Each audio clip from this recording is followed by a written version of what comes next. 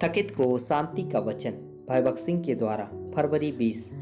और जब मैंने उसे देखा तो उसके पैरों पर मुर्दा सा गिर पड़ा। प्रकाशित वाक्य पहला अध्याय का 17 पद। ये 3 छोटे शब्द यीशु को ताकते, जिसे हम इब्रानियों 12 अध्याय का 2 पद में पढ़ते हैं, एक बड़ा रहस्य समाया हुआ है। वे हमें बताते हैं कि सबसे पहले हमें अभी प्रभु यीशु को देखना चाहिए और फिर न केवल इस पृथ्वी पर बल्कि अनंत काल तक उन्हें देखते रहना चाहिए। कनाडा में नियाग्रा फॉल्स को संसार के 7 अजूबों में से एक माना जाता है। यह बहुत ही सुंदर दृश्य होता है। 1928 में मैं वहां 6 दिनों तक रहा और सूर्योदय, दोपहर और सूर्यास्त के समय जलप्रपात का दौरा करना शुरू किया। मैं उन्हें एक नए रूप में देखने लगा। जितना अधिक मैंने इस अद्भुत दृश्य को देखा, उतना ही अधिक मैंने जाना कि यह कितना अधिक सुंदर था। फिर भी नियाग्रा जलप्रपात की पूरी सुंदरता की सराहना करने के लिए उन्हें सर्दियों और गर्मियों में और अन्य मौसमों में भी देखने की जरूरत है। यदि नियाग्रा जलप्रपात की सुंदरता की सराहना करने में इतना समय लगता है, जो कि ईश्वर की रचना का एक बहुत ही छोटा सा अंश है, तो यह स्पष्ट है कि हमें अपने सृष्टिकर्ता हमारे प्रभु यीशु मसीह की सुंदरता की सराहना करने में अनंत काल लगेगा। वह बहुत ही प्रतापी और सुंदर है। जब आप अपने निजी जीवन में या अपनी सेवकाई में मायूस, निराश और निराश महसूस करते हैं, तो आपको प्रार्थना करनी चाहिए, हे परमेश्वर, मुझे आपके पुत्र की महिमा की एक नई झलक दिखा दे।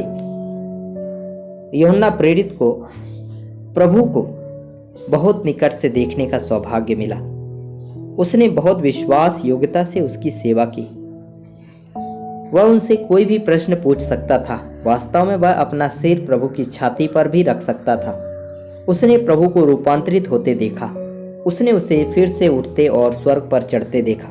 परंतु अब प्रकाशित वाक्य की पुस्तक में यूहन्ना ने अपने बुढ़ापे में उसे बिल्कुल नए तरीके से देखा।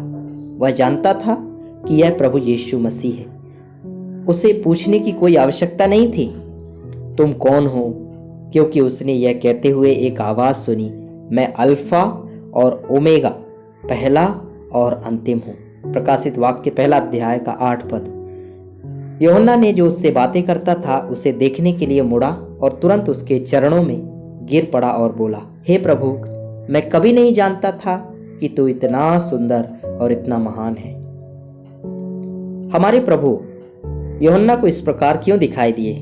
उत्तर सरल है। हमारे प्रभु यूहन्ना से कह रहे थे, मैं चाहता हूं कि मेरे लोग मेरे जैसे बने। इसलिए उस समय परमेश्वर के लोगों को अत्यधिक पीड़ा से गुजरना पड़ा। अब उदाहरण के लिए, यदि आप शुद्ध चमकीला सोना चाहते हैं तो सोने को पिघलाना होगा और आग में तपाना होगा। सुनार आग को तब तक गर्म करता है जब तक कि पिघली हुई धातु की सतह एक दर्पण की तरह ना हो जाए, जिसमें वह अपना चेहरा देख सके। पिघली हुई धातु में सुनार के चेहरे का प्रतिबिंब इस बात की कसौटी है कि सोना पूरी तरह शुद्ध है। उसी तरह हमें पीड़ा की आग से तब तक शुद्ध किया जाना चाहिए जब तक कि प्रभु यीशु मसीह की महिमा हम में पूरी तरह से दिखाई ना दे।